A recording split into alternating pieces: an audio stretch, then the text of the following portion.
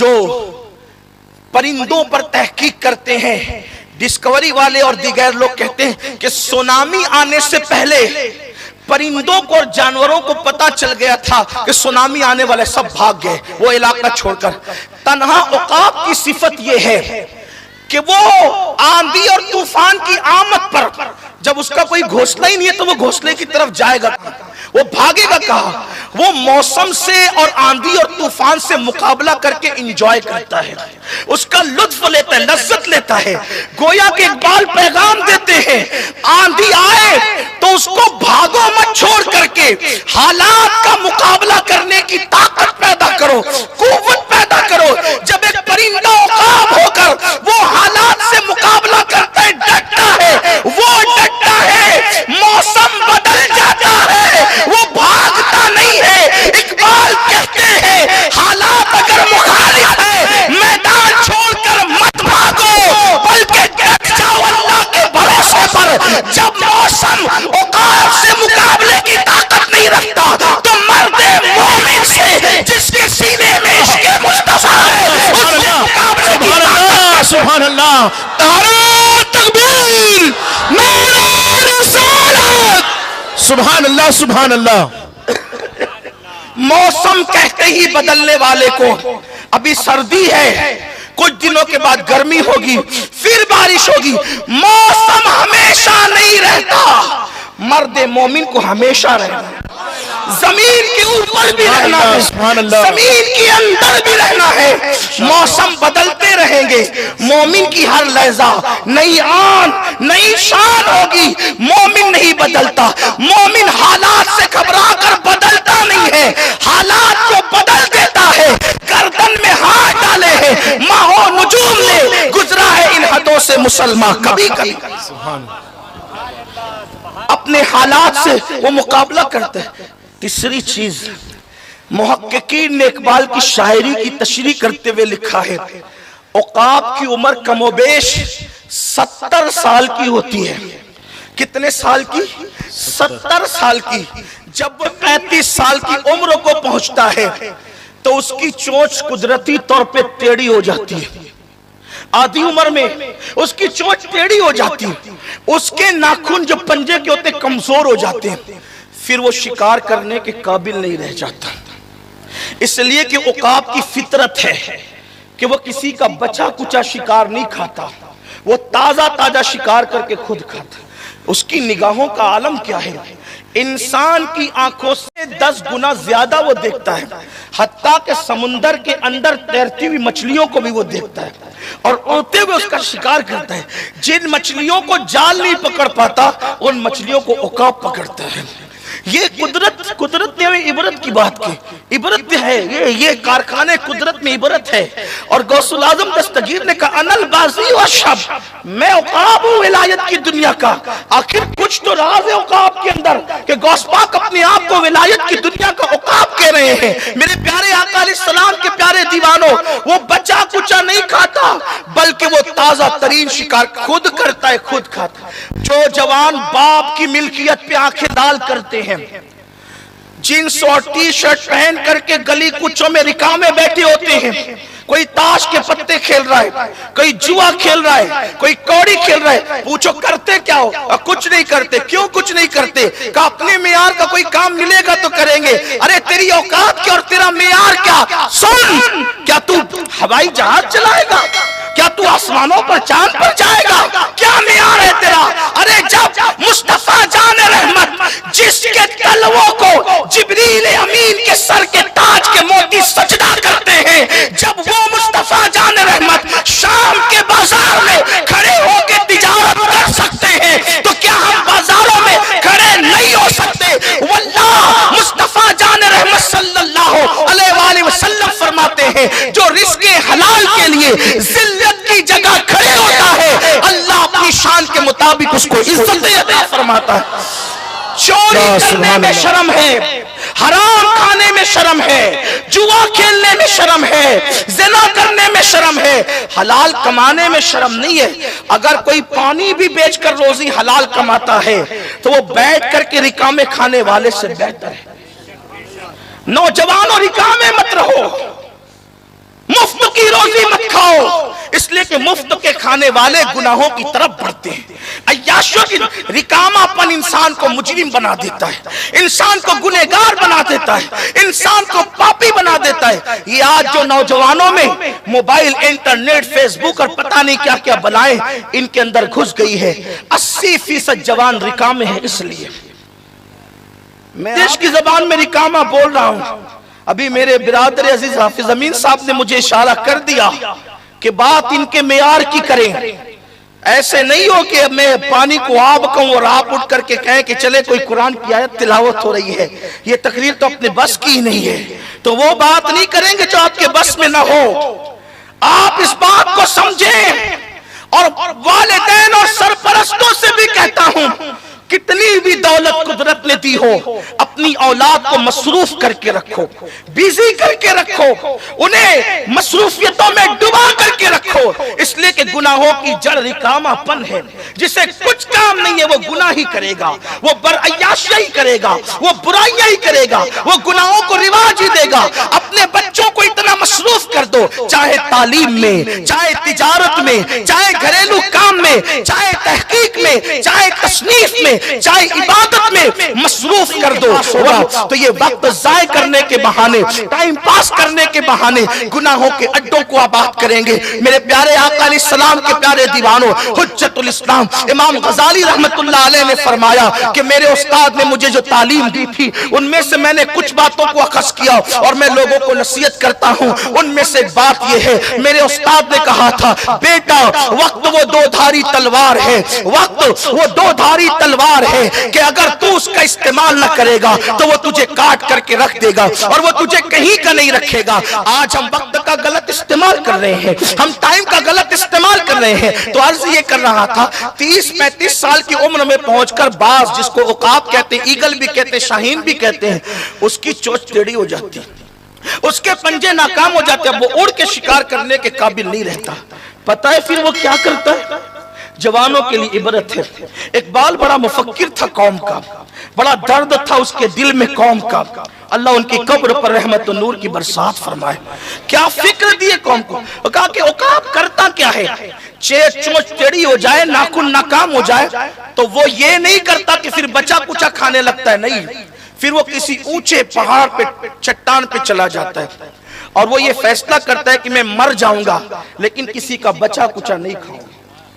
परिंदा ये करता है, परिंदा दूसरों के टुकड़ों पे पलने वालों, भीख मांगने वालों, कभी ससुराल से भीख मांगने वालों, कभी भाइयों से भीख मांगने वालों, कभी बहनों से भीख मांगने वालों।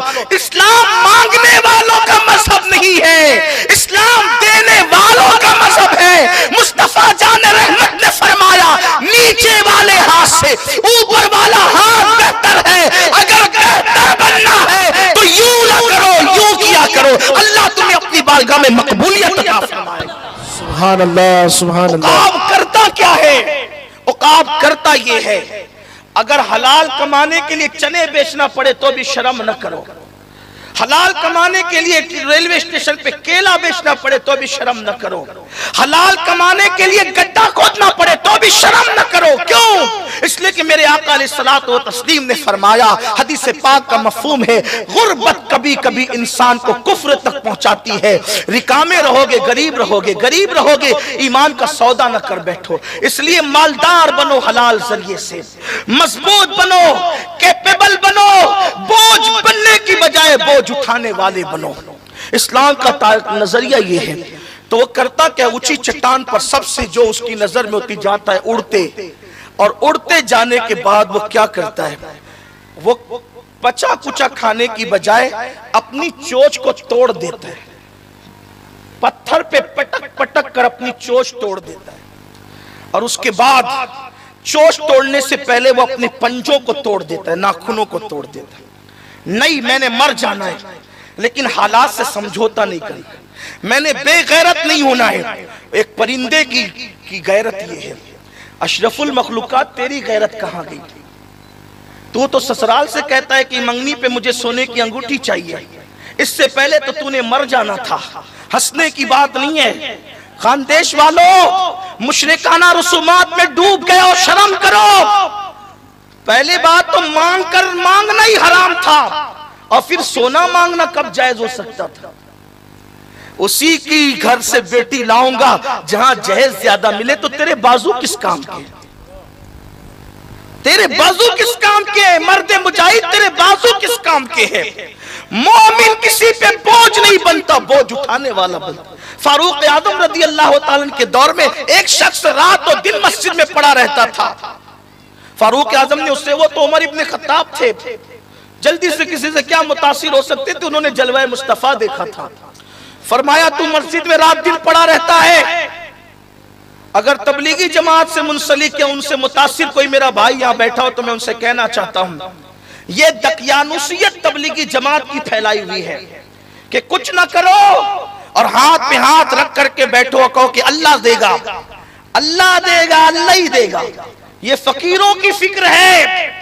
मुस्तफा जान रहमत ने फिक्र ये दी है, पहले बाजार में जाके खड़ा हो और फिर कहे अल्लाह देगा, तो अल्लाह तुझे कैसर किसरा का ताजदार बना दे। सुभान अल्लाह, सुभान अल्लाह। खड़ा तो हो।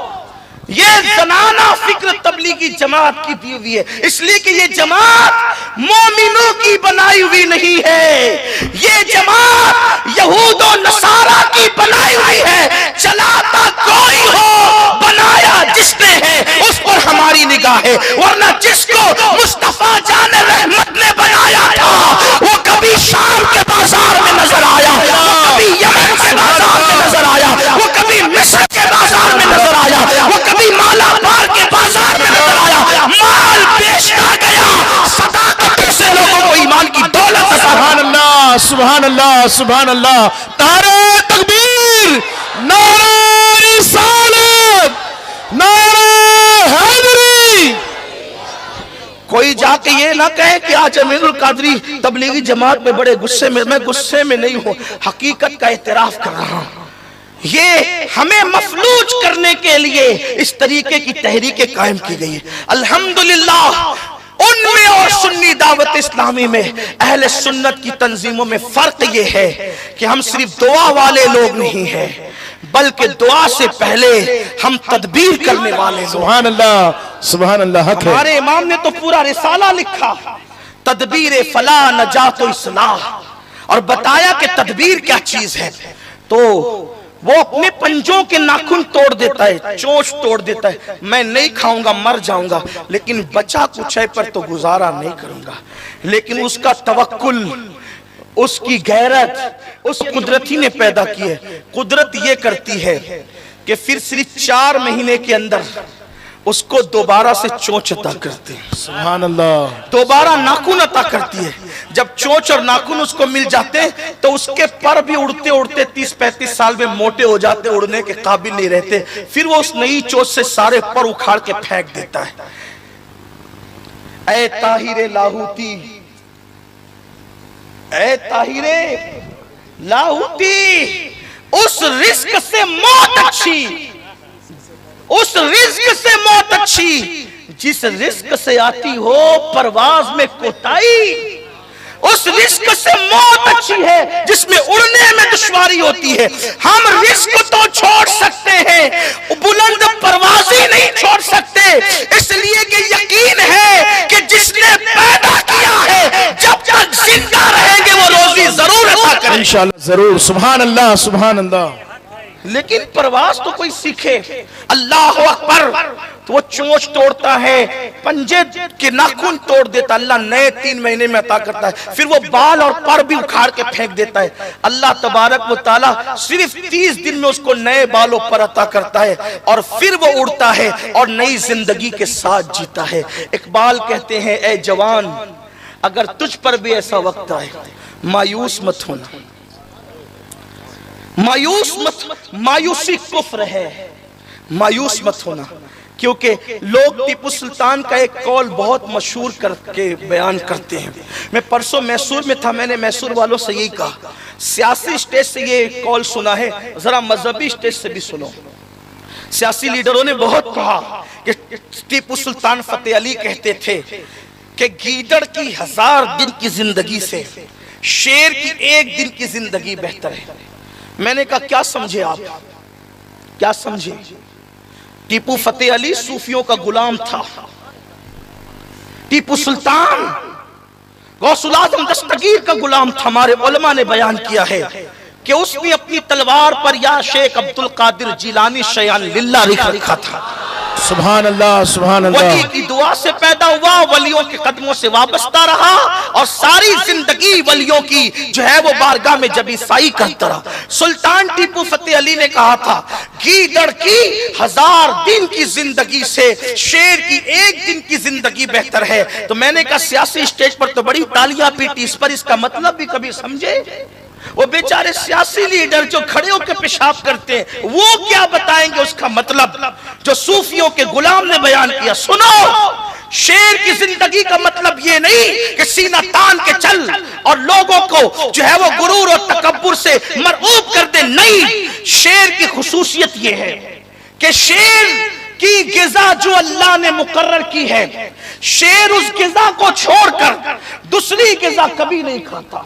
ये शेर की फितरत है, खुसूसियत है। शेर भूखा मर जाएगा मगर कभी घास नहीं खाएगा। हमने मैसूर वालों से कहा, मैसूर वालों सुनो, जब शेर को पता है कि मेरी गिज़ा गोश्त है, घास नहीं है, तो वो मर जाता है मगर घास नहीं खाता। ये शेर की फितरत है। वैसे ही शराब पीना ये मोमिन की गिज़ा नहीं है। मोमिन की गिज़ा तो आबे ज़मज़म है। सुभान अल्लाह, सुभान अल्लाह। नारे तकबीर, नारे रिसालत। सुभान अल्लाह, सुभान अल्लाह। शराब तो काफिरों के लिए है, शराब तो ईसाइयों के लिए है, शराब तो यहूदियों के लिए है, मुस्तफा जान रहमत के गुलामों के लिए शराब